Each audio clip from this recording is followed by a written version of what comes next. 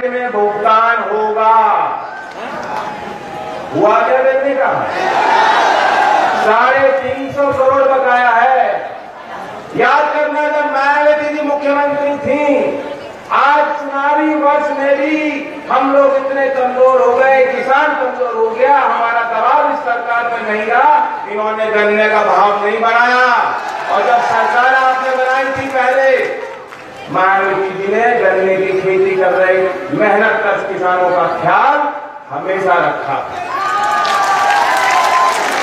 नौकरी की बात की थी इन्होंने, 2 करोड़ नौकरी मिलेगी। सीबीएसई का इम्तिहान पेपर लीक, 2013 की भर्ती जिनकी हो गई थी वो रोक दी नौजवानों की। 2 साल पहले एसएससी का इम्तिहान पेपर लीक हो गया, सीबीआई की जांच चल रही है, 2 साल बीत गए, अब तक किसी को कुछ मालूम नहीं पड़ा। मोदी जी की सरकार नहीं, ढोंगियों की सरकार है। आपने देखा क्या नाटक किया? प्रधानमंत्री जाके पांव धोते हैं कि मैं सफाई कर्मचारियों की, गरीब शोषित वर्गों का सम्मान करता हूं। सच्चाई जानते हो? 4 महीने से जिन सफाई कर्मियों के पांव प्रधानमंत्री ने धोए थे, 4 महीने से उनको तनख्वाह वेतन नहीं मिल रहा। क्या स्थायी नौकरी, स्थायी रोजगार का उनका हक बनता है कि नहीं बनता? ये नौजवानों, नौकरी छोड़ो, ये तो तुम्हारी शादी भी नहीं होने देंगे। आज आपके घरों में माता पिता रो रहे हैं कि छोरे की नौकरी नहीं, उसके लिए कोई छोकरी नहीं। हमारे देश में राधा कृष्ण की जोड़ी थी, राम सीता की अद्भुत जोड़ी थी। आज देश में जोड़ी है मोदी और योगी की। और उनका नारा मालूम है क्या है? हमारा ना तो हमारा घर बसा, ना आपका घर बसने देंगे। तो नौजवानों, आपको तो आगे बढ़ना पड़ेगा। अखिलेश भी नौजवान है और हमने गठबंधन इसलिए मिलकर बनाया है क्योंकि ये ताकत है, ये समाज की शक्ति है, हमें कोई तोड़ नहीं सकता। याद करना, ये चौधरी चरण सिंह जी की कर्मभूमि, उनका क्षेत्र, उनका गृह जनपद रहा है। कितना लगाव वो आपसे करते थे, कितना लगाव आप उनसे आज भी करते हो, याद है कि नहीं है? आप उनके वंशज हो कि नहीं हो? आप उनको अपना मानते हो ना? चौधरी साहब कहते थे, इस देश में, समाज में जातिवाद और बिरादरीवाद की जब तक जड़ें मजबूत रहेंगी, हम लोग तरक्की नहीं कर पाएंगे।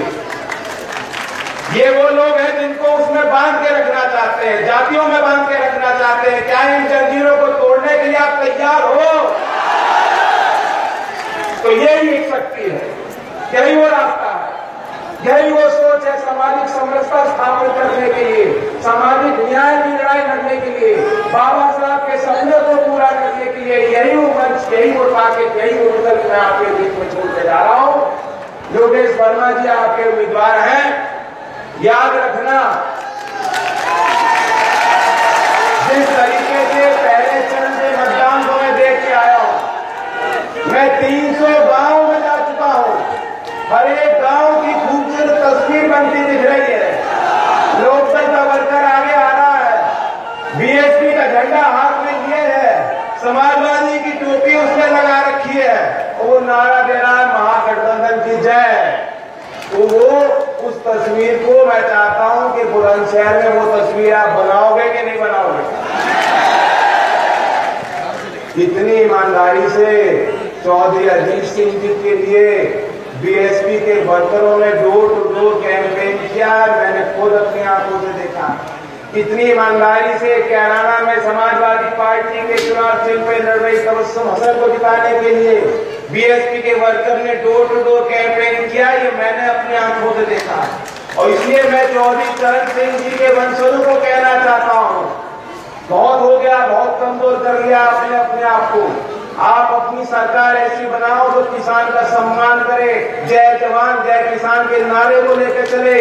और उसके लिए एक ही रास्ता है, आपके नेता ईमानदार है, चौधरी अजीत सिंह जी ईमानदार है, और उसी ईमानदारी के साथ योगेश वर्मा जी के पक्ष में एक एक वोट निकालने का काम आप करें। ये अपील मैं आपके आज आके कर रहा है।